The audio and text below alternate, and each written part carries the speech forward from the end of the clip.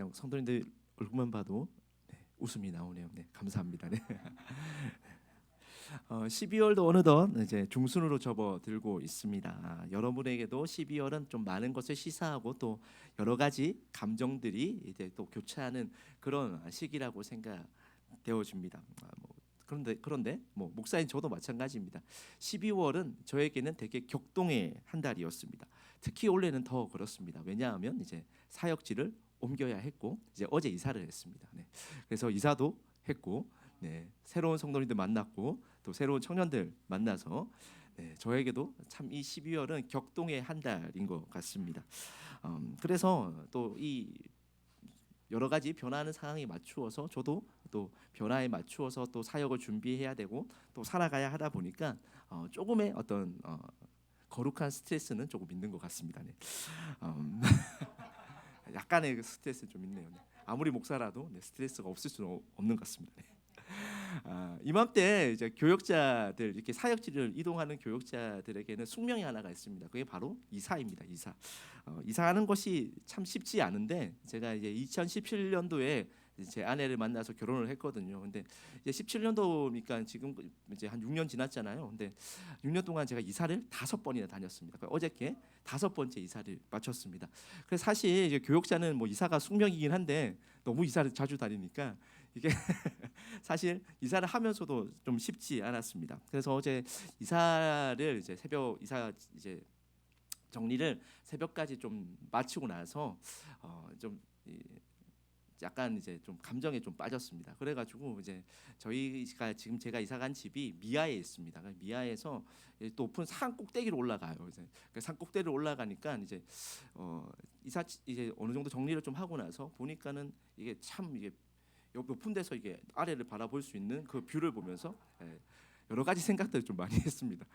제가 그래서 여러 가지 생각들 다 소개하면 뭐 오늘 끝도 없을 것 같고요. 네, 두 가지만 좀 이야기를 하려고 합니다.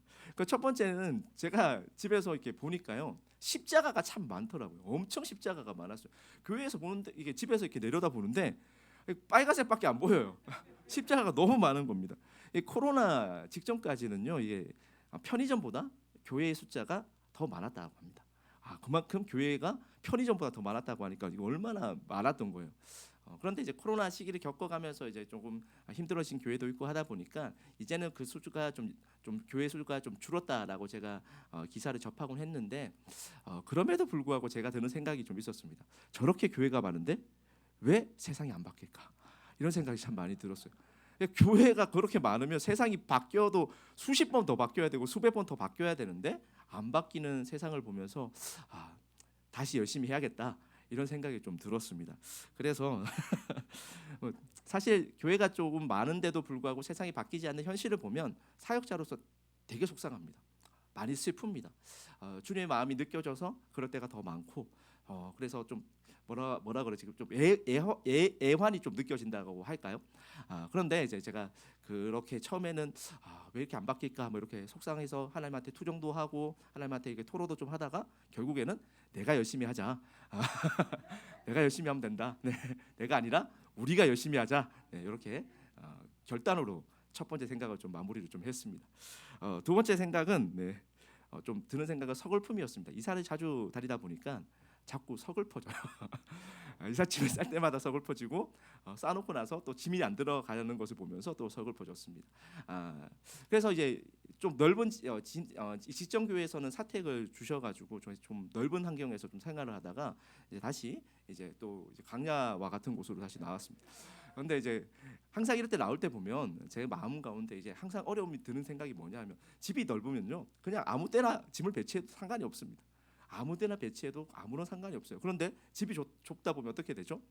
끼워 맞춰야 합니다. 어떻게든 잘 끼워 맞춰가지고 여기 배치했다가 저기 배치했다가 이러면서 어저께도 제 방을 수십 번이나 넘게 이렇게 고쳐가면서 배치를 하다 보니까 약간의 서글픔이 좀 찾아왔습니다. 제 집에서 이렇게 아래를 이제 바라다 보면 이제 이게 지대가 높기 때문에 뷰가 상당히 좋은 건 아닌데 우리가 알고 있는 그 뷰가 좋은 거는 뭐 이렇게 산 뷰 그렇죠. 산이 막 보이거나 북한산이 막 보이고 뭐 아니면 한강 뭐 이런 게 보이는 강뷰 이런 것들은 좋은데 저는 집에서 내려다 보니까 아파트 뷰더라고요. 아파트만 보여요. 아파트가 빼곡하게 보이는 그런 어떤 광경을 바라보면서 제 마음 가운데 이런 생각이 들었습니다. 아파트가 저렇게 많은데 내가 살 집은 없구나. 네, 이런 생각이 들면서 또 하나님 앞에 약간의 섭섭함이 좀 생겼습니다. 아, 그런데 그렇게 섭섭해하다가 좀 문을 열고 제 아내와 아들이 곤히 잠자고 있더라고요. 그걸 보면서 다시 그래도 은혜구나. 이렇게 세 가족이 밖에서 이 엄동설안에 밖에서 자지 않고 주님께서 또 예비하신 거처 가운데 또 살게 하심에 또 감사를 느끼고 또 은혜를 함께 고백하면서 두 번째 생각은 약간의 서글픔과 섭섭함으로 시작해서 은혜로 마무리를 좀 했습니다. 제가 그래도 지난주에 금요 기도회 때 시기 오는 새 노래를 이제 설교를 같이 말씀 좀 같이 나눴잖아요. 그래서 제가 내뱉은 말이 있는데 아무리 섭섭해도 하나님께 아무리 서글퍼도 어떻게 하죠? 저도 하나님께 기쁨의 또 감사의 노래를 또 올려드려야겠죠. 그래서 저도 지난 말씀 좀 생각하면서 좀 여러 가지 생각들이 오고 가고 있는 그 상황 가운데서 다시 한 번 더 하나님께 기쁨과 감사의 노래를 올려드리면서 어제 생각들을 좀 마무리하고 오늘 이제 말씀을 좀 준비를 좀 같이 했었습니다. 생각해 보면 제 인생 가운데 제 생각과 제 계획대로 일들이 진행되어지기보다는 그렇지 않을 때가 훨씬 더 많았습니다. 네. 그래서 이제 사역 시작할 때는 약간 얕은 생각이 좀 있었어요. 하나님 말씀 전하고 또 사역하는 일에 집중하면 그래도 제 생각이나 제 계획들이 이전보다 눈꼽만큼은 더 하나님께서 잘 이루어 주실 것이라는 그런 어떤 얕은 생각이 저에게 있었습니다. 그런데 사역을 시작하니까 그런 제 바람들이 이루어졌을까요? 전혀 이루어지지 않더라고요. 그래서 말씀 열심히 전하고 사역을 열심히 하면 하나님께서 제 생각과 제 계획대로 좀 저를 인도해 주셨으면 좋겠다라는 그런 마음이 저에게도 있었지만 오히려 하나님께서는 더 돌아가게 만드실 때가 많았고 제 생각과 제 계획을 송두리째 뒤흔들 때가 훨씬 더 많았습니다. 그러면서 저는 또 우리가 너무나도 잘 알고 있는 성경의 진리 하나를 제 삶 가운데 또 경험하면서 배웠습니다. 우리는 다 알고 있어요. 하나님이 우리의 주권자 되시고 하나님이 우리의 삶은 주관하신다. 이걸 우리가 다 알고 있는 사실입니다. 여기 앉아 있는 성도님들 또 우리 청년들 가운데 이거 몰라서 신앙생활 못 하시는 분들 아무도 없어요. 제 이제 스승님이신 김지창 교수님께서 이런 말씀을 하셨습니다. 이해가 되기 때문에 신앙생활 하는 것이 더 어렵다. 네, 저는 그 말 가운데 100% 동감합니다. 그렇지 않습니까? 우리가 이해가 되기 때문에 그렇게 살아가는 것이 더 힘들고 그 신앙생활 하는 것이 더 어렵습니다. 그런데 우리 삶 가운데 우리가 알고 있는 것들을 하나하나 우리가 순종하면서 살아갈 때 그 삶 가운데 하나님께서 부어주시는 은혜, 그 삶 가운데 채우시는 하나님의 기쁨과 감사가 우리 가운데 있을 줄 저는 믿습니다. 우리 성도님들도 그랬으면 좋겠습니다. 2022년을 마무리하면서 우리가 알고 있는 것들, 우리가 신앙으로 고백하고 있는 것들이 우리 삶 가운데서 하나하나 우리가 하나님 말씀 가운데 은혜로 순종함으로 반응하는 것들을 통하여서 하나님이 우리와 함께 하시며 하나님께서 우리를 붙드시는 그 은혜를 우리가 누리면서 2022년 한 해를 잘 마무리하시는 우리 모든 성도님들 되시기를 소망하고 축복합니다. 2022년에서 이제 2023년도가 되면 많은 것이 바뀔 것입니다. 제가 기사를 보니까 이제 한국 나이만 있대요. 이제 한국 나이가 없어진대요. 그래서 제가 잘못 이야기했군요. 네. 한국 나이가 없어지고 만 나이가 이제 생긴다고 합니다. 그렇죠. 만 나이가 이제 내년부터 만 나이로 통일한다고 제가 그렇게 기사를 접했습니다. 그러면 일단 당장 우리에게 찾아오는 변화가 뭐죠? 젊어집니다, 여러분. 네. 얼마나 좋습니까? 네. 네. 법적으로 젊게 만들어주는 아주 좋은 나라에서 우리가 살아가고 있습니다. 우리가 한 살에서 적어도 2살 정도는 이제 어려지는 그런 은혜를 우리가 경험하며 살아가고 있습니다. 그런 변화 상황 속에서 살아가다 보면 내 생각과 내 계획들은 언제나 바뀔 수 있고 언제나 뒤틀릴 수 있지만 꽃이 시들고 풀이 말라도 하나님 말씀 변해요 안 변해요? 영원히 변하지 않기 때문에 하나님의 약속은 변해요 안 변해요? 변하지 않기 때문에 하나님은 실패가 해요 안 해요? 실패하지 않으시기 때문에 하나님의 말씀 가운데 굳건히 설 수 있는, 그래서 오늘 우리가 함께 나눌 말씀이 뭐죠? 디모데전서잖아요, 그렇죠? 오늘 디모데전서 말씀 보니까 명령이 하나가 딱 눈에 들어와요. 그 명령이 뭐죠? 믿음의 선한 싸움을 해요 말아요? 해야 됩니다, 그렇죠? 믿음의 선한 싸움을 해야 되는데, 자, 오늘 하나님께서 영원히 변하지 않는 하나님의 말씀이에요. 하나님의 말씀 우리에게 주어졌습니다. 그 말씀 가운데 하나님께서 명령하셨어요. 무슨 명령을 하셨냐면 믿음의 선한 싸움을 해라, 하지 말라가 아니라 해라라고 명령하셨고, 사실 믿음의 선한 싸움을 해야 된다는 것은 우리 모든 성도님들 또 우리 모든 청년들이 다 알아요, 몰라요? 이미 알고 있습니다. 그런데 지키기가 힘듭니다. 그래서 오늘은 이 말씀을 가지고 좀 같이 말씀을 좀 나누고자 해요. 우리가 항상 우리는 어떻냐 하면요, 우리가 결론은 다 알고 있습니다. 그런데 어떻게 살아가야 하는지 몰라서 신앙생활 못하는 사람은 있어요, 없어요? 없어요.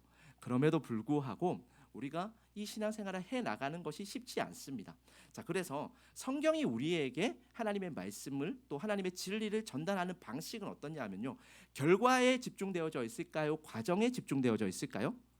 과정에 집중되어져 있습니다. 여러분, 아브라함을 한번 생각해 보십시오. 그 결론은 뻔해요, 그죠? 하나님 말씀 잘 순종하고 하나님의 그 은혜 가운데 살아내는 것. 근데 아브라함 삶을 설명하면서 그 과정들을 우리에게 면밀하게 소개하고 있습니다. 야곱은 어떻습니까? 야곱도 마찬가지죠.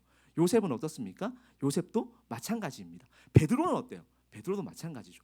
하나님께서는 그 과정을 우리에게 보여주는 방식을 통하여서 결과에 우리가 이를 수 있도록 만들어 가십니다. 우리의 삶도 마찬가지예요. 우리 삶 역시 하나님께서는 우리가 결과에 한 번에 딱 도달하는 사람이 있어요, 없어요? 없습니다. 그러면 우리는 어떻게 할까요? 말씀을 통해서 과정을 확인해 나가는 거예요. 그 과정을 확인해 나가는 것을 통하여서 오늘 하나님께서 우리에게 주시는 그 은혜 붙들고, 오늘 우리가 하나님 말씀 가운데 은혜로 반응하면서 순종함으로 반응하면서 살아가는 것입니다. 그 과정들을 만들어 나가는 그 선한 싸움이 무엇인지에 대해서 우리가 같이 좀 말씀을 나누고자 합니다.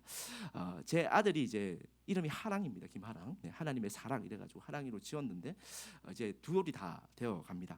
근데 이제 제 아들이 작년 이맘때, 원래는 이제 CC에서 이제 안 가지고 노는데 작년 이맘때 좀 많이 가지고 놀았던 장난감 하나가 있습니다. 그게 뭐냐하면 그림자 극장이라는 장난감을 가지고 놀았어요. 이 그림자 극장이라는 이 필름을 이 장난감 기계에 넣으면 이 동화가 재생이 됩니다. 이 동화가 재생이 되는데, 그러니까 우리 아들이 이제 저를 좀 닮아가지고 이제 집요한 면이 좀 있어요. 애가 좀 집요합니다. 하나 빠지면은 끝까지 해요. 네. 저도 네. 제가 다른 곳에 안 빠지고 하나님 말씀에 빠진 것이 얼마나 은혜입니까, 그죠? 제 아들 역시 하나님의 사랑에 빠져서 살기를 내가 소망하면서 매일 기도하고 있는데 제발 그랬으면 좋겠습니다. 그런데 이 하랑이가 그 이제 수많은 여러 가지 동화들 중에 가장 좋아하는 동화가 하나가 있었습니다. 그게 뭐냐하면 아기 돼지 삼형제라는 동화를 엄청 좋아해요. 그래서 애는 자기 전까지 계속 그걸 수십 번 봐요. 수십 번 보면서 잠이 들곤 했습니다. 여러분들은 그 아기 돼지 삼형제 이야기를 알고 계십니까? 아마 다 알고 있을 것이라고 생각합니다. 네. 그런데 제가 좀 이제 설교니까요, 좀 드라마틱하게 좀 각색을 해서 제 방식대로 좀 설명을 좀 해보고자 합니다. 아기 돼지 삼형제가 있었습니다. 그리고 그들은 자신들이 집을 짓고 살 그 공간을 이제 확보를 했습니다. 그리고 각자 집을 지어서 살기로 이제 결정을 했습니다. 첫 번째 돼지 이제 마청이죠. 이 마청이 집을 무엇으로 지었습니까? 지프로 지었습니다. 지프로 집을 지었습니다. 지프로 지으니까 집을 어떻게 빨리 이제 완성할 수 있었겠죠. 아주 스피디하게, 아주 효율적으로 집을 완성할 수 있었습니다. 그리고 빨리 짓고 남으면 그 시간은 뭐 했을까요? 자기 개발과 쉼과 휴식을 취했습니다. 이게 첫 번째 돼지가 집을 짓고 나서 이제 한 행동이었습니다. 두 번째 돼지는 첫째 형보다는 조금 느리기는 했지만 무엇으로 집을 지었냐면 나무로 집을 지었습니다. 첫째 형만큼은 아니지만 그래도 집을 짓고 나서 어느 정도 시간이 좀 남았습니다. 그래서 그 시간을 가지고 또 자기 개발과 쉼과 휴식을 취했습니다. 세 번째, 이 막내 돼지는 무엇으로 집을 지었습니까? 벽돌로 집을 지었습니다. 이 벽돌로 집을 짓다 보니까 시간이 아주 많이 걸렸습니다. 형들이 집을 다 짓고 놀고, 형들이 집을 다 짓고 자기 개발을 열심히 하고 있는 그 와중에도 이 세 번째 막내 돼지는 열심히 집을 지어야만 했습니다. 자, 여기까지 이야기만 우리가 딱 살펴보면 누가 이 세 돼지 중에 누가 가장 지혜로운 돼지입니까? 누가 가장 지혜로운 돼지인 것 같아요? 자, 우리는 이제 무의식 중에 셋째 돼지가 가장 지혜롭다라고 대답을 하곤 합니다. 왜 그렇습니까? 결과를 알고 있기 때문에 그래요. 네. 다 알고 있는 이야기니까 당연히 셋째 돼지라고 대답을 하죠. 네. 그런데 이 이야기를 아마 처음 듣는, 그러니까 아무것도 모르는 상황에서 이 이야기를 처음 듣는 그 독자들의 입장에서는 첫 번째 돼지가 가장 지혜로운 돼지가 아닐까라는 생각을 좀 해봤습니다. 왜냐하면 요즘 우리가 살아가고 있는 이 현대 시대의 가장 중요한 덕목이 무엇입니까? 속도와 효율입니다. 속도와 효율.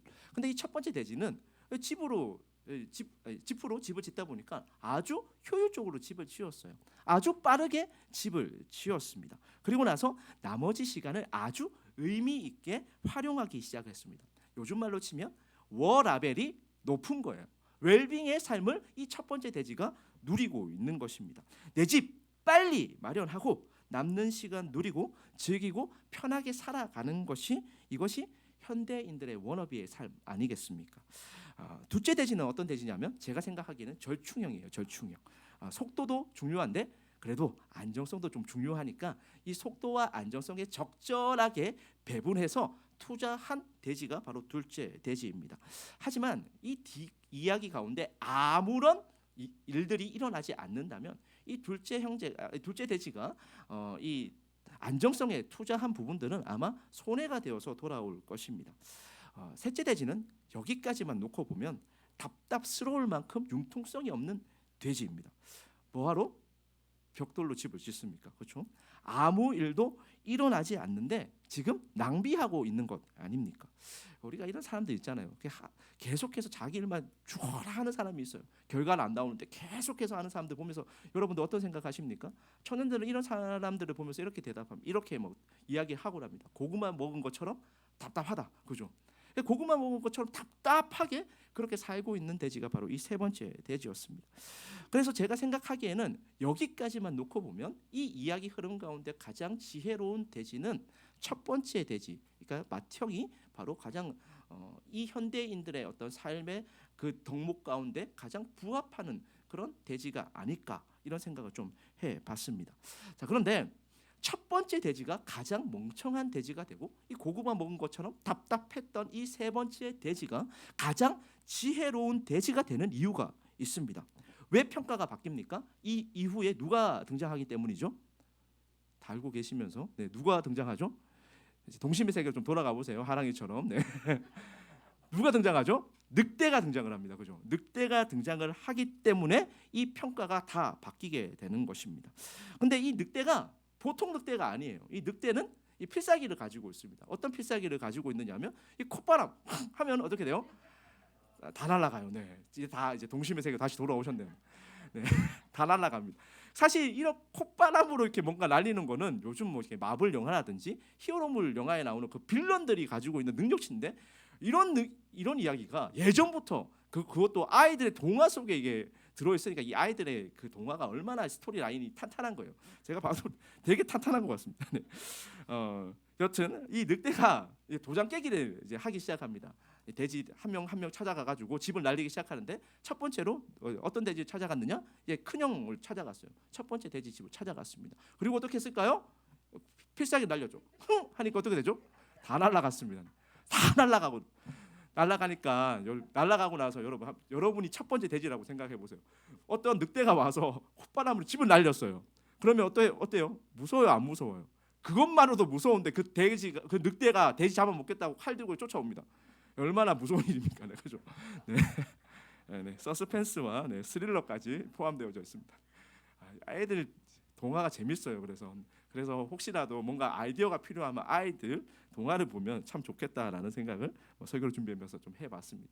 그러니까 늑대가 계속해서 첫 번째 돼지를 쫓아가니까 첫 번째 돼지가 어느 집으로 도망을 갔습니까? 둘째 돼지 집으로 도망을 갔습니다. 자, 그리고 나서 또 늑대가 어떻게 했을까요? 또 날렸습니다. 나무는 버텼을까요? 못 버텼을까요? 버티지 못했습니다. 또 날아가 버렸습니다. 또 사라졌어요. 자, 그리고 나서 이 첫 번째 돼지와 두 번째 돼지가 정말로 이제 사색이 되어서 정말로 이제 걸음아 날 살려라 이렇게 하면서 막내 돼지 집으로 도망을 갔습니다. 자, 그리고 나서 이 늑대는 이제 비장한 웃음을 이게 띠면서 쫓아갔죠. 야, 너희가 아무리 도망가봐야 내 손 안에 있다. 이렇게 하면서 쫓아갔습니다. 그 막내 돼지 집 앞에서도 또 필살기를 시전했어요. 흥 했는데 이 벽돌로 지은 집이 날아갔습니까? 날아가지 않았습니까? 날아가지 않았습니다. 우리가 이 이야기를 이제 다 이제 정리를 해놓고 보니까 누가 가장 지혜로운 돼지인 것을 우리가 알 수 있습니까? 세 번째 돼지가 가장 지혜로운 돼지인 것을 우리가 알 수 있었습니다. 이 세 번째 돼지가 형들이 집 다 지어놓고 놀고 먹을 때 벽돌로 집을 튼튼하게 지었기 때문에 첫 번째 돼지도 이 두 번째 돼지도 무사할 수 있었던 것입니다. 자, 그 이후의 이야기를 여러분 아십니까? 자, 그렇게 해서 집이 날아가요, 안 날아가요? 안 날아가니까 늑대가 어떻게 합니까? 늑대가 지붕으로 이제 침투를 하려고 이제 지붕으로 기어 올라가기 시작합니다. 그걸 이제 아기 돼지 삼형제가 봤어요. 어떻게 했을까요? 그 지붕 밑에다가 물을 팔팔 끓여놓고 기다리고 있었습니다. 여러분 이게 아이들 동화에 나오더라고요. 네. 저도 그 뒤에 이야기 잘 몰랐는데 네. 아이들 동화에 나옵니다. 그리고 나가지고 어떻게 됐을까요? 이게 늑대가 돼지들을 공격하기 위해서 지붕에서 슝 이제 침투를 하니까 어떻게 되었습니까? 팔팔 끓는 물에 빠졌다. 그래서 수육이 되었다. 뭐 이런 이야기를 우리가 아름다운 이야기를 우리가 알고 있습니다. 여러분, 제가 왜 이런 이야기를 했겠습니까? 셋째 돼지가 가장 지혜로운 돼지일 수 있는 이유는 콧바람을 필살기로 사용하는 무시무시한 늑대가 있었기 때문에 그렇습니다.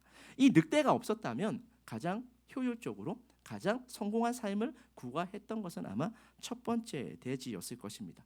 늑대라는 변수가 없었다면 막내 돼지는 이제 헛투자하고 과도하게 투자한 안전에 과도하게 투자한 어리석은 돼지였을 것입니다. 하지만 늑대의 등장으로 인하여서 이 모든 것이 바뀌었습니다. 늑대가 올 것을 준비하고 벽돌로 지은 이 막내 돼지가 가장 지혜로운 돼지가 될 수 있었습니다. 성경에도 이와 비슷한 이야기가 하나 등장을 합니다. 바로 마태복음 7장에 등장하는 반석 위에 집을 짓는 이야기입니다. 이 이야기 역시 우리가 너무나도 잘 알고 있기 때문에 너무 쉽게 오해하고 있는 이야기 중에 하나입니다. 여러분, 반석 위에 집을 짓는 것이 쉬울까요? 쉽지 않을까요? 제가 이제 만약에 우리 틴즈 아이들한테 가가지고 이제 물어봐요. 틴즈 아이들한테 아무것도 모르는 아이들한테 가서 물었습니다. 야, 반석에 집을 지을래? 모래에 집을 지을래? 이렇게 얘기하면 걔들이 뭐라고 대답하겠습니까? 당연히 반석에 집을 짓겠다라고 얘기를 하지 모래에 집을 짓겠다라고 이야기하는 사람은 아마 교회 다니는 사람 중에서는 아마 아무도 없을 거예요. 누가 모래 위에 집을 짓겠습니까? 다 반석 위에 집을 짓겠다라고 대답을 합니다. 자, 그런데 문제는 뭐냐면 반석 위에 집을 짓는다라는 것이 쉽지 않다라는 거예요. 예수님께서 이 반석 위에 집을 짓는다라는 것을 이렇게 말씀을 하셨습니다. 우리 마태복음 7장 13절과 14절 말씀을 다 같이 한번 읽어보도록 하겠습니다. 자, 마태복음 7장 13절과 14절입니다. 자, 다 같이 한번 읽어보겠습니다. 시작. 좁은 문으로 들어가라. 멸망으로 인도하는 문은 크고 그 길이 넓어 그리로 들어가는 자가 많고 생명으로 인도하는 문은 좁고 길이 협착하여 찾는 자가 적음이라. 자, 예수님께서 이 반석 위에 집을 짓는다라는 것을 지금 마태복음 7장 13절과 14절 말씀에서 어떻게 표현하고 있습니까? 좁은 문으로 들어가는 것이다. 좁은 길로 가는 것이다 라고 이야기를 하고 있습니다. 많은 사람들은 넓은 길로 가려고 합니다. 좁은 길을 찾는 사람은 많지 않습니다. 많은 사람이 가기보다 극소수의 사람이 가기 때문에 좁은 문이고 좁은 길인 것입니다. 그렇다면 반석 위에 집을 짓는 것은 우리가 생각하는 것처럼 또 우리가 기계적으로 쉽게 대답하는 것처럼 쉬운 문제가 아니다라는 것을 성경이 또 예수님의 말씀이 우리에게 알려주고 있는 것입니다. 이 이야기를 조금 이제 드라마틱하게 전개하기 위해 가지고 제가 우리 간사님 이름을 좀 빌려도 될까요? 네, 제가 그래서 담임 목사님 또 안 계신데 담임 목사님 또 이름 불러가면서 이제 설교하면 또 안 좋아하실 수도 있으니까요. 네. 네, 또 남영원 목사님 하기에는 또 이름을 불러야 되는데 또 나이가 또 있으셔서 제가 또 예의가 없어 보일 수 있으니까요. 네. 네, 그래서 우리 좀 편하게 제가 또 우리 간사님하고 또 이렇게 잘 통하는 것 같아가지고 간사님 이름을 좀 빌리도록 하겠습니다. 정수와 이제 계속해서 간산이 붙이면은 설교가 진행이 안 되니까 제가 이름을 좀 빼겠습니다. 그래서 정수와 지연이가 이제 팔레스타인 지방에 살고 있었습니다. 근데 우리가 그런 땅에 살기 위해서 가장 필요한 게 무엇일까요? 집입니다. 집. 제가 그래서 이사 이야기를 한 거예요. 집이 가장 필요하잖아요, 그죠? 살 곳이 필요합니다. 그래서 이제 정수와 지연이가 아주 사이좋게 이제 땅을 좀 알아봤습니다. 자, 그런데 이 팔레스타인 지방은 물이 전체적으로 좀 부족해요. 그래서 가장 집을 많이 짓는 곳은 어디냐면 이 강 근처입니다. 이 강 근처에 이 팔레스타인 지방에 어떻게 지형을 좀 보면요, 강이 흘러가요. 그럼 강이 흘러가면서 자연스럽게 이 뚝이 생깁니다. 이 뚝이 생기고 뚝 너머에 많은 사람들이 집을 짓곤 했습니다. 그래서 이 뚝이 넘어서 여기 토양이 어떤 토양이냐면 보통 이제 아주 고운 흙. 그래서 성경에서는 그것을 뭐라고 표현했냐면 모래라고 표현을 했습니다. 그래서 우리가 이제 생각하는 것처럼 이 반석이라는 곳이 따로 있는 것이 아니라 사실은 둘 다 어디에 집을 짓고 있는 거예요? 모래, 그 고운 흙 입자에다가 집을 짓고 있는 것입니다. 성경에서는 그 정수와 지연이가 똑같은 곳에다 집을 짓고 있다라는 것을 먼저 우리에게 알려주고 있어요. 이 팔레스타인 지방의 지형을 보면 그렇습니다. 그러니까 반석이라는 지형이 따로 있는 것이 아니라 그러면 누가 모래 위에 집을 짓겠습니까? 그죠? 반석과 모래가 따로 있는 것이 아니라 둘 다 어디에 지금 집을 짓고 있는 것이라고요? 모래 위에다가 집을 짓기 시작을 했습니다. 자, 그런데 우리가 집을 짓기 위해서 가장 먼저 해야 할 것이 무엇입니까? 먼저 뭐부터 하죠? 여러분 이렇게 건물 이제 지나가다가 이제 건물 공사할 때 보면 뭐부터 합니까? 땅부터 파지 않습니까? 그죠? 땅을 팝니다.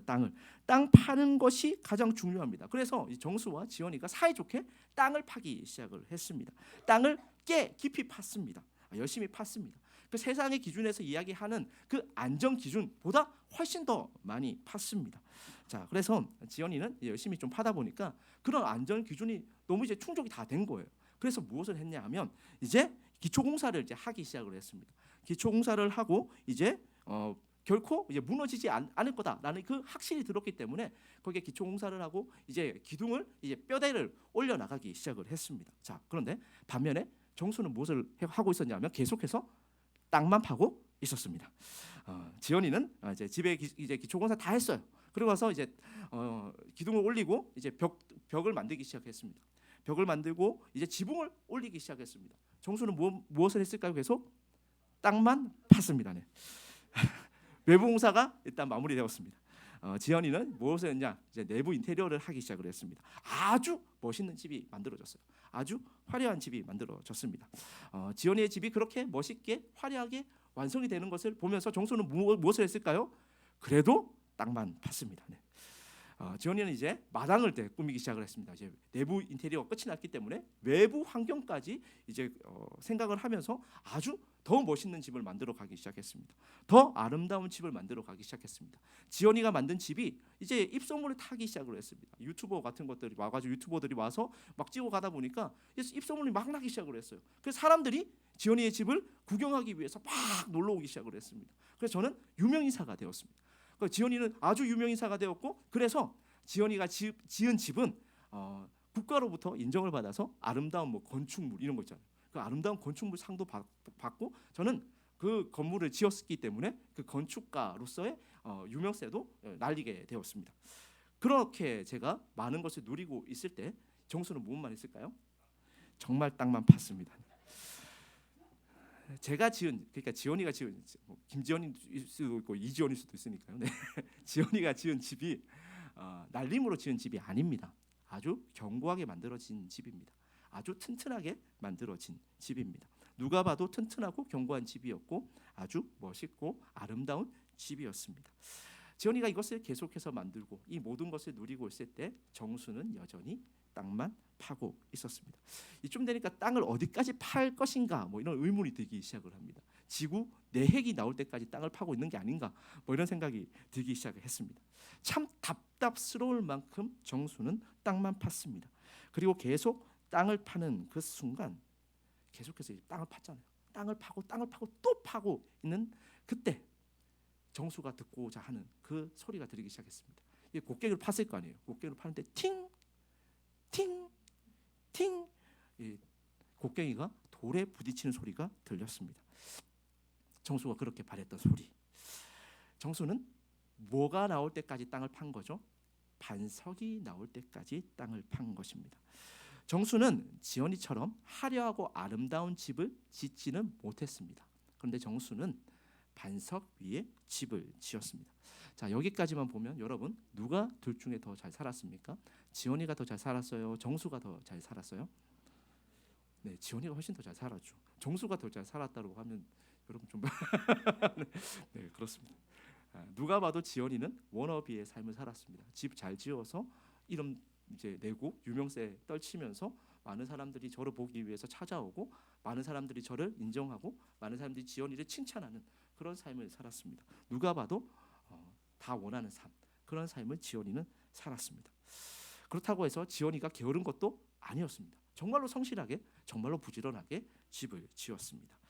얼마 후에 집이 무너질 것이다 뭐 이런 생각을 하면서 집을 짓는 것이 아니라, 엉터리로 날림으로 집을 지은 것이 아니라 정말로 성실하게 집을 지었습니다. 지원이도 성실하고 사실 정수도 성실합니다. 둘 다 성실하게 집을 지었습니다. 그런데 다른 점은 무엇입니까? 지원이는 세상이 이야기하는 그 기준에 부합하는 만큼만 땅을 파고 건물을 올렸고, 정수는 끝까지 땅을 파서 반석 위에 집을 지었다라는 이 삶의 방식만 달랐을 뿐입니다. 여러분, 진짜 반석 위에 집을 짓는 것이 쉽겠습니까? 예수님은 마태복음 7장 13절 14절에서 먼저 이렇게 말씀하셨습니다. 좁은 문 좁은 길로 갈 때 그 길 가운데 생명이 있다라고 말씀을 하셨습니다. 그리고 나서 하신 비유가 바로 이 반석 위에 집을 짓는 비유입니다. 예수님을 믿는 사람들이 성실하고 진실하고 치밀하고 철저한 자들인 것에 반해서 예수님을 믿지 않는 사람들이 게으르고 나태해서 아무렇게나 살아가는 인생이 아니다라고 성경이 지금 이야기를 해주고 있는 것입니다. 이 비유는 그런 것을 우리에게 알려주고 있지 않습니다. 우리는 열심히 또 성실히 살아간다면 우리 스스로가 모래 위에 집을 짓고 있지 않다라고 생각합니다. 누가 지연이의 삶을 보면서 모래 위에 집을 짓고 있다라고 비난하겠습니까? 누가 그의 삶을 가지고 어리석다라고 평가하겠습니까? 지연이의 삶은 누가 봐도 효율적이고 신속합니다. 그 삶을 보고 잘못 산 인생이라고 말할 사람은 아마 이 세상 가운데는 존재하지 않을 것입니다. 반면 정수의 삶은 어떻습니까? 정수는 아주 성실했어요. 하지만 그는 성실해도 너무 성실했습니다. 그 성실이 오히려 너무 성실해서 낭비인 것처럼 보입니다. 땅을 적당히 팠어야 하지 않겠습니까? 세상이 말하는 기준만큼만 파면 되지 않겠습니까? 조금 더 이제 써도 세상에서 말하는 그 기준보다 한 2, 3m 정도 더 파면 되지 않겠습니까? 그런데 왜 단단한 그 돌, 단단한 바위, 반석이 나올 때까지 땅을 파고 있냐는 것입니다. 말 그대로 삽질이잖아요. 세상을 이렇게 삽질하는 사람을 보고 바보라고 이야기하고 어리석다라고 평가할 것입니다. 자, 그런데 아기 돼지 삼형제 이야기처럼 지연이와 정수의 평가가 바뀌게 되는 최대의 반전이 등장합니다. 이 모든 것을 바꾸는 반전이 있다라고 성경이 우리에게 알려주고 있습니다. 이 집의 평가를 바꾸는 것은 얼마나 집을 효율적으로 지었느냐, 얼마나 집을 빨리 지었느냐가 아닙니다. 얼마나 사람들로부터 좋은 평가를 받았느냐도 아닙니다. 얼마나 사람들로부터 많은 인정을 받았느냐도 아닙니다. 얼마나 큰 집을 짓고 얼마나 잘 꾸며 놓았는가도 아닙니다. 이 집의 평가를 바꾸는 가장 중요한 반전은 바로 무엇이 있습니까? 홍수가 있다라는 것입니다. 이 홍수가 없다면 지연이가 훨씬 더 지혜롭고 능력이 있는 사람입니다. 그런데 홍수가 났습니다. 비가 내리고 창수가 나고 바람이 불어서 집에 부딪히기 시작했습니다. 순식간에 지연이가 쌓아놨던 그 모든 것이 휩쓸려 내려가기 시작합니다. 절대 무너지지 않을 것 같았던 그 튼튼한 집이 홍수 앞에서 속절없이 무너져 내립니다. 자라가는 것이 이제는 부끄러운 것이 되었습니다. 지혜롭다고 생각했던 그 판단과 생각이 이제는 가장 어리석은 생각이 되어버렸습니다. 그런데 세상은 홍수가 나지 않는다라고 가정합니다. 세상의 기준에서 튼튼하다고 생각할 만큼 땅을 충분히 짓고 그렇게 집을 지으면 안전하다라고 생각합니다. 결코 그 사람들이 날림으로 엉터리로 집을 짓고 있는 것이 아닙니다. 세상 사람들이 얼마나 치밀하게 또 철저하게 미래를 준비합니까? 그들은 그들이 생각하기에 가장 튼튼한, 가장 아름다운 집을 지어갑니다. 더 정확하게 이야기를 하자면 홍수가 나지 않을 것이라는 간절한 바람과 기대를 가지고 지연이처럼 집을 짓겠다라고 세상 사람들은 그렇게 살아가고 있습니다. 이 비유의 문제는 얼마나 효율적으로, 얼마나 빨리 집을 짓느냐도 아니고 어떤 재료로 집을 지었느냐도 아닙니다. 어떤 시공법을 가지고 집을 지었느냐도 아닙니다. 이 문제는 홍수가 났을 때 버틸 수 있는 반석이라는 기초 위에 집을 짓고 있는가입니다. 여러분은 어떠십니까? 믿음의 선한 싸움을 하는 것은 너무나도 뻔한 결론입니다. 당연히 그렇게 살아야 하는 것 우리 모두가 다 알고 있습니다. 그런데 그게 어디 쉽습니까? 하나님을 믿어서 여러분에게 당장 얻는 유익이 있습니까? 예배 잘 드리고 봉사 잘하고 우리 예강자님 내일 시험 친대요. 네. 그런데 지금 드럼으로 섬겼습니다. 그러면 시험 붙습니까? 그러면 시험 잘 칠 수 있습니까? 그렇게 교회 가운데 헌신하면 우리 청년들 원하는 직장에 취업하고 또 승진할 수 있습니까? 여러분이 세상에서 인정받고 칭찬받으면서 이 세상에서 안락함과 편안함을 누릴 수 있겠느냐는 말입니다. 정말로 하나님 믿어서 그것들 얻을 수 있겠습니까? 그러면 어떻게 하면 이 세상에서 잘 살 수 있을까요? 어떻게 하나님을 믿으면 이 땅에서 안락함과 편안함을 누릴 수 있겠습니까? 어떻게 하나님을 믿으면 여러분 성공할 수 있겠습니까? 저는 우리가 이렇게 질문하는 것이 이 세상이 주는 가장 큰 유혹이라고 생각합니다. 어떻게 하면 이 땅에서 편안함과 안락함을 누릴 수 있는가? 어떻게 하면 이 땅 가운데서 잘 살 수 있는가? 어떻게 하면 이 땅 가운데서 성공할 수 있는가? 이 질문은 애초부터 우리의 질문이 되어서는 안 되는 질문입니다. 애초부터 우리의 목적이 되어서는 안 되는 질문들입니다. 우리는 이 땅의 것을 바라보며 이 땅의 것을 생각하며 살아가는 자들이 아닙니다. 제가 좋은 목사처럼 보이십니까? 지금부터 가정을 한번 하나 해보겠습니다. 여러분, 가정이에요, 가정. 제가 그렇다는 게 아니라 가정입니다. 제가 정말로 성실한 목사예요. 그리고 하나님 말씀을 너무 사랑해요. 그래서 말씀을 준비할 때마다 원어로 계속해서 원어 분석해가면서 그 하나님 말씀, 그 설교 한번 준비할 때마다 정말로 진짜 피를 토할 정도로 말씀을 준비하는 거예요. 그래서 그 말씀을 다 외워가지고 지금 다 숙지를 못해가지고 보고하고 있는데 다 외워가지고 정말로 누가 봐도 담대하게 그 하나님의 은혜가 미칠 수 있도록 그렇게 설교를 하는 목사입니다. 그런데 설교만 잘할 뿐만이 아니라요. 여러분, 가정이라고 얘기했어요. 네, 가정입니다. 네. 설교만 잘할 뿐만이 아니라 성도님들도 그렇게 잘 섬기는 거예요. 너무너무 아름답게 섬기는 겁니다. 성도님들이 뭔가 좀 부족하면 가서 달려가서 기도해주고 아니면 내가 가지고 있는 것, 저도 많은 것을 가지고 있지 않지만 그것들을 잘 나누어주고 채워주고 이런 성도들을 사랑하는 목사입니다. 거기에다가 너무 성실해서 이게 뭐 교회에서 일을 맡기면 맡기는 것마다 척척 해내는 그런 목사입니다. 여러분, 이런 목사는 괜찮잖아요, 그죠? 그런데 제가 그 의도 가운데, 제가 그렇게 살아가는 가운데 하나님의 나라와 그의 의를 위해서 그렇게 사역하는 것이 아니라 내가 유명해지기 위해서, 김지연 목사라는 그 이름 석자를 내기 위해서, 그래서 큰 대형 교회에서 내가 담임을 하기 위해서 그렇게 사역을 하고 있다라고 여러분 생각해 보면 제가 좋은 목사입니까? 아니지 않겠습니까? 여러분이 하나님을 이야기하고 아무리 거룩한 말들로 여러분들이 꾸민다고 할지라도 여러분이 바라보고 있는 것이 이 땅에서의 성공이고 이 땅에서의 잘됨이라면 여러분은 지금 반석이 아니라 모래 위에 집을 짓고 있다라고 예수님께서 말씀하고 있는 것입니다.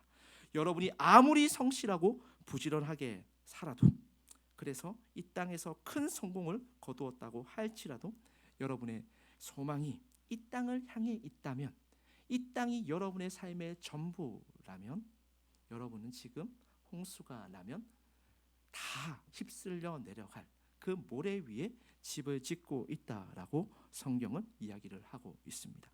이 비유의 최대의 반전은 우리 가운데 홍수가 반드시 있다라는 것입니다. 홍수가 있기 때문에 지연이처럼 집을 짓는 것은 모래 위에 집을 짓는 것입니다. 아무리 명성을 떨치고 이 땅 가운데 큰 성공을 거두었다고 할지라도 홍수가 왔을 때 쓸려 내려간다면 그 집은 모래 위에 지은 집입니다. 반면 정수가 지은 집은 어떻습니까? 정수는 화려하진 않았어요. 아름답지도 않았고 큰 규모의 집을 짓지도 않았고 많은 사람들로부터 인정받지는 못했습니다. 하지만 정수가 지은 집은 반석 위에 지은 집이기 때문에 홍수가 왔을 때 휩쓸려 내려가지 않을 수 있었고 무너지지 않을 수 있었습니다. 이것이 반석 위에 집을 짓는 삶의 하나님의 백성들의 모습입니다. 저는 여기서 홍수가 심판이라고 생각해도 좋고 우리가 맞이해야 할 죽음이라고 생각해도 좋고 아니면 하나님 그 자체라고 생각해도 좋을 것 같습니다. 하나님이 안 계시다면 모든 것이 다 가능해집니다. 심판이 없다면 지연이처럼 집을 짓는 것이 가장 지혜롭게 집을 짓는 방법일 것입니다. 하지만 하나님이 계시기 때문에 심판이 있기 때문에 홍수가 있기 때문에 예수님이라는 반석 위에 집을 짓지 않았다면 아무리 잘 지어도 아무리 화려하게 집을 지어도 그 집은 무너진다라고 예수님께서 말씀하고 있습니다. 세상은 인생을 경영하면서 하나님을 변수로 두지 않습니다. 심판이 올 것을 생각하지 않습니다. 그래서 적당히 세상의 기준에서 충분히 땅을 판다면 안전하고 튼튼하다고 생각합니다. 하나님을 믿는 자들도 별반 다르지 않습니다. 반석이 나올 때까지 땅을 파는 것에 관심을 가지기보다는 하나님을 이용해서 더 큰 집, 하나님을 이용해서 더 아름다운 집을 짓고자 합니다. 하나님께서 나를 도와주시면 조금 더 빨리 집을 지을 수 있고 조금 더 크고 아름다운 집을 지을 수 있고 세상으로부터 조금 더 많은 인정을 받을 수 있다라고 생각하면서 신앙생활을 하곤 합니다. 그리고 이렇게 집을 지으면 반석 위에 집을 짓고 있다라고 착각을 합니다. 모든 사람들은 죽음을 인정합니다. 죽지 않는 사람은 아무도 없습니다. 그래서 세상 사람들은 죽음을 두려워합니다. 그 죽음이 누구에게나 오기 때문에 그 죽음 다음이 없다라고 생각하기 때문에 누구보다 빨리 집을 짓고 그 집에서 조금이라도 더 누리고 더 편안하게 살겠다는 그 생각이 이 세상의 가치관이고 이 세상이 주는 아이디어입니다. 세상은 하나님에 대한 소망을 완전히 잃어버렸습니다. 동시에 생명에 대한 소망도 잃어버렸습니다. 이왕 죽을 것이라면 나도 죽고 너도 죽고 모두 다 죽을 것이라면 조금이라도 빨리 집을 짓고 조금이라도 더 많은 것을 누리며 살겠다는 그 쾌락적 허무주의가 모든 사람들을 사로잡고 있습니다. 그런데 성경은 우리에게 또 다른 길을 알려주고 있습니다. 또 다른 삶의 목적을 알려주고 있습니다. 모든 세상 사람들은 집이 다 무너질 것이라고 생각합니다. 죽음이면 모든 사람들은 다 집이 무너질 거라고 생각해요. 그런데 성경은 우리에게 집이 무너지지 않을 수 있다라는 것을 알려줍니다. 심판과 그 홍수 가운데서도 집이 무너지지 않을 수 있는 방법이 있음을 우리에게 알려주고 있습니다. 그 방법이 무엇입니까? 반석 위에 집을 짓는 것입니다. 그 반석이 무엇입니까? 예수 그리스도라는 반석 위에 집을 짓는 것. 그 예수님이라는 반석 위에 집을 짓는다면 홍수가 와도 죽음이 와도 심판이 와도 우리의 집은 결코 무너지지 않을 것입니다. 그래서 우리는 그 반석이 나올 때까지 미련스럽게 지금도 땅을 파고 있는 것입니다. 세상의 기준에서 보면 우리가 지금 이렇게 모여서 드리는 예배, 우리가 이렇게 모여서 하는 기도회 아무런 가치가 없는 활동입니다. 그런데 여러분 왜 예배 드리고 있습니까? 왜 기도하고 있습니까? 우리 예강 형제님 내일 시험인데 왜 이러고 있습니까? 그래요. 이거 아무런 가치 없는 행동 아닙니까? 세상 사람들이 보면 그렇습니다. 그런데 우리는 예수님이라는 반석이 나올 때까지 지금 땅을 파고 있는 것입니다. 이렇게 땅을 팔 때 어떤 기분 드십니까? 하나님이 없다고 생각하며 살아가는 자들이 이 세상 가운데서 칭찬받고 인정받을 때 여러분은 어떤 생각이 드십니까? 이 길 절대로 쉬운 길이 아닙니다. 누구나 나도 이만 팔고 이제 기둥 세우고 집 짓고 싶은 마음, 여기 앉아 계신 분들 다 한 번 정도는 생각해 보지 않으셨겠습니까? 정말로 내가 하고 있는 것이 맞을까? 언제까지 내가 땅을 파야 하는 것일까? 이런 생각들 우리 가운데 다 있지 않습니까? 그래서 하염없이 땅을 파는 일은 매우 고통스럽습니다. 매우 어려운 일입니다. 그렇게 땅을 파는 자신이 때로는 너무 초라해 보이기도 합니다. 그렇지만 그렇게 땅을 하염없이 미련하게 파고 있는 여러분이 가장 지혜로운 이유는 우리 가운데 홍수가 있기 때문에 그렇습니다. 반드시 홍수가 있기 때문에 여러분이 지혜로운 것입니다. 그리고 이 예배와 우리가 기도하는 시간이 우리 가운데 유의미해지는 것입니다. 지금은 어리석어 보여도, 지금은 미련해 보여도, 아무런 가치가 없는 시간을 우리가 보내는 것 같아도 지금 이 시간이 우리 가운데 유의미해질 수 있는 이유는 하나님이 살아 계시기 때문에 그렇습니다. 이것이 우리가 지금 하고 있는 믿음의 선한 싸움의 실제입니다. 우리는 이 믿음을 가지고 미련스럽게 지금 땅을 파고 있습니다. 그렇게 땅을 파고 있는 우리를 성경은 하나님의 백성, 하나님의 자녀, 성도라고 우리를 부릅니다. 2022년 연말을 맞이하며 여기 앉아 계신 많은 성도님들 중에는 조급함도 있을 수 있고 서글픔도 있을 수 있고 저처럼 하나님 앞에서 한 번씩은 섭섭함이 들 때도 있고 내 삶 가운데 내 미래와 내 진로 가운데 불안함이 있을 수도 있습니다. 하나님이 너무 좋아서 그래서 신앙생활 해왔고 그저 성실하게 열심히 달려왔는데 우리 가운데 아무것도 남지 않는 것 같아서 속상한 분들도 여기 앉아 계실 것이고 하나님 믿어서 더 어렵고 더 힘든 그 시간을 보내고 있는 성도님들도 있을 것이라고 생각되어집니다. 차라리 하나님이 없다라고 생각하고 살았다면 지금보다는 더 잘 되었을 텐데, 지금보다는 더 많은 것을 누리며 살 수 있었을 텐데, 이런 생각들이 우리 가운데 간혹 들기도 합니다. 하나님 때문에 너무 늦은 것 같아서, 하나님 때문에 너무 터진 것 같아서, 그래서 반석이 나올 때까지 땅을 파고 있는 내 자신이 또 우리가 너무 초라해 보이지는 않습니까? 우리 공동체는 어떻습니까? 언제까지 땅을 파야 합니까? 언제까지 땅을 파면 우리 공동체가 더 좋아질까요? 언제까지 사랑해야 합니까? 언제까지 희생하고 언제까지 기다려줘야 합니까? 이 답답한 질문들이 지금 우리 가운데 있는 것입니다. 하지만 예수님이라는 반석 위에, 예수 그리스도라는 그 반석 위에 세워진 교회는 결코 무너지지 않기 때문에 우리는 지금도 미련하게 예배하고 미련하게 기도하고 미련하게 사랑하고 미련하게 서로 섬기는 것입니다. 그렇게 미련하게 땅을 파는 여러분들을 성경에서는 이렇게 부르고 있습니다. 오직 너 하나님의 사람아. 제가 개역 개정의 번역을 참 좋아합니다. 개역 개정의 번역은 참 잘 되어 있다라고 저도 생각하고 있습니다. 그런데 간혹 가다 보면 개역 개정의 어떤 한글의 번역보다 조금 더 직역할 때 의미가 잘 살아날 때가 좀 있어요. 그런데 오늘 경우는 반대의 경우입니다. 번역을 너무 멋있게 했어요. 이게 헬라어로 읽으면요 이런 어떤 감동이 없습니다. 그런데 정말로 번역하신 분들이 너무 번역을 잘했다고 생각하는 그 워딩 자체가 바로 오직 너 하나님의 사람아 라는 번역입니다. 저는 그래서 이 구절을 읽을 때면 가슴이 다시 한 번 더 뛰기 시작합니다. 하나님 앞에 섭섭함이 들어요. 하나님 가운데 저도 서글퍼져요. 제가 믿는데 내가 뭐 하고 있나 이렇게 초라해질 때도 있습니다. 같이 사역 시작했는데 더 많은 것들을 결과물들을 내고 있는 사역자들 볼 때면 제 스스로가 참 많이 작아 보일 때도 있고 초라해 보일 때도 저도 있습니다. 저도 사람이다 보니까 그런 것들이 자꾸 눈에 밟힐 때가 있어요.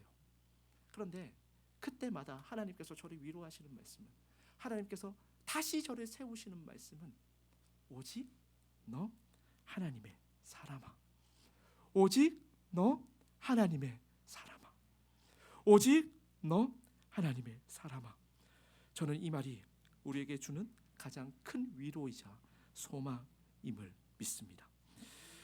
디모데 전후서는 사도 바울이 자신의 인생과 자신의 그 모든 것을 담아서 마지막으로 쓴 편지입니다.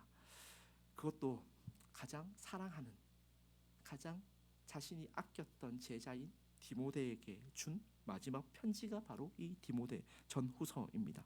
디모데 전서 6장은 디모데가 꼭 피해야 할 것들에 대해서 먼저 바울이 디모데에게 당부를 하고 있습니다.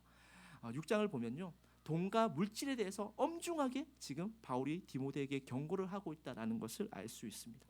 돈과 물질이면 충분히 이 땅 가운데서 튼튼하고 아름다운 집 지을 수 있습니다. 하지만 바울은 그것을 쫓으며 살아가는 삶이 욕심에 떨어지는 삶이자 멸망에 빠지는 삶이라고 이야기를 합니다. 그렇게 바울이 디모데에게 엄중하게 경고를 한 후에 디모데에게 이렇게 권면하고 또 격려하고 있습니다. 오직 너 하나님의 사람아, 이것들을 피하고 의와 경건과 믿음과 사랑과 인내와 온유를 따르며 믿음의 선한 싸움을 싸우라. 영생을 취하라. 이를 위하여 내가 부르심을 받았고 많은 증인 앞에서 선한 증언을 하였도다. 그리스도 예수 안에서 내가 너를 명하노니 우리 주 예수 그리스도께서 나타나실 때까지 흠도 없고 책망받을 것도 없이 이 명령을 지키라. 아멘. 사랑하는 성도 여러분, 우리가 왜 아무런 가치 없는 것처럼 보이는 이 예배와 이 기도를 이렇게 하나님께 드리고 있을까요? 여러분이 오직 너 하나님의 사람이기 때문에 그렇습니다. 왜 서로 사랑하고 왜 서로 또 인내하고 또 온유해야 하겠습니까? 그건 너무 힘들잖아요. 그렇게 땅을 파는 것 이제 그만하고 싶을 때가 있잖아요. 그런데 왜 해야 하겠습니까? 여러분이 오직 너 하나님의 사람이기 때문에 그렇습니다. 세상 사람들 다 반칙하면서 살고 세상의 기준에서 빨리 집 짓고 누리면서 사는데 왜 우리는 하염없이 땅을 파고 있습니까? 믿음의 선한 싸움을 해야 하는 우리가 오직 너 하나님의 사람이기 때문에 그렇습니다. 오직 너 하나님의 사람인 우리가 미련하게 또 미련하게 땅을 파고 또 파서 예수 그리스도의 그 반석 위에 집을 짓는 우리의 집은 결코 무너지지 않을 것입니다. 여러분이 예수님이라는 반석이 나올 때까지 땅을 판 그 수고와 그 시간들이 전혀 낭비가 되지 않는 것은 홍수가 났을 때 주님께서 우리와 함께 하시고 주님께서 우리를 붙드시고 주님께서 우리를 구원하시기 때문에 그렇습니다. 우리가 무명하지만 괜찮을 수 있는 이유, 우리가 죽음의 위기 속에서도 생명을 가진 자로 살아갈 수 있는 이유, 근심과 걱정이 되는 상황 가운데서도 기뻐할 수 있는 이유, 가난하지만 다른 일을 부요하게 만들 수 있는 이유, 아무것도 없이 초라하지만 모든 것을 가진 자로 살아갈 수 있는 이유는 여러분이 예수님이라는 반석 위에 집을 짓고 살아가는 오직 너 하나님의 사람이기 때문에 그렇습니다. 그러니 낙심하지 마십시오. 그러니 포기하지 마십시오. 여러분이 지금 땅을 파고 있는 일은 결코 낭비가 아닙니다. 하나님께서 여러분의 삶을 붙잡고 여러분의 삶을 통하여서 하나님의 나라를 지금 만들어 가고 계십니다. 우리는 그 하나님의 나라를 만들어 나가는 하나님의 도구이자 하나님의 통로입니다. 그러니 여러분이 지금 하고 있는 이 일이 우리 가운데 가시적인 결과가 없다고 할지라도, 우리 가운데 아무런 열매가 없는 것처럼 보인다고 할지라도 하나님께서는 반드시 여러분들이 지금 파고 있는 이 땅을 파고 있는, 그래서 반석 위에 집을 짓기 위해서 지금도 땅을 파고 있는 이 믿음을 통하여서, 이 선한 싸움을 통하여서 하나님은 하나님의 나라를 만들어 가실 것이고 반드시 100배, 60배, 30배 열매를 맺어 가실 것입니다. 그래서 저는 여러분들과 함께 땅을 파고 싶습니다. 반석이 나올 때까지 파고 또 파고 싶습니다. 말씀을 통해서 땅을 파고, 제가 여러분들을 섬기는 것을 통해서 땅을 파고, 또 교회를 또 섬기는 그 마음으로 땅을 파고 주님의 마음으로 계속해서 반석이 나올 때까지 땅을 파고 싶습니다. 그런데 저만 파면 재미없잖아요. 같이 파주셨으면 좋겠습니다. 땅을 같이 파 주십시오. 땅을 파다 보면 불안하고 초조한 마음이 들 때가 있습니다. 그래서 걱정이 되기도 하고 저처럼 어떻게 살아가야 하나, 그런 믿음 없는 목사의 고백처럼 그런 마음이 들기도 하고 섭섭함이 하나님 앞에 들기도 합니다. 그러나 우리의 삶이 세상의 기준에서는 초라하다고 할지라도 우리의 정체성이, 우리의 공동체의 정체성이 바뀌는 것은 아닙니다.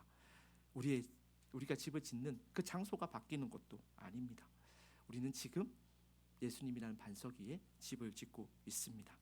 우리는 오직 너 하나님의 사람입니다.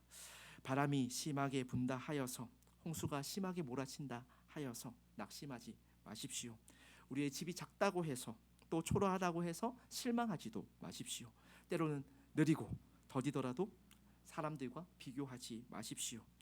오직 하나님의 사람으로서 지금 예수님이라는 반석 위에 집을 짓고 있다면 우리가 지은 집은 결코 무너지지 않을 것입니다. 우리의 집은 그 어떤 홍수와 그 어떤 그 풍파 가운데서도 안전할 것입니다. 그래서 옆에 성도님들과 이렇게 한번 인사하셨으면 좋겠습니다. 당신은 오직 너 하나님의 사람입니다. 이렇게 한번 인사하셨으면 좋겠습니다.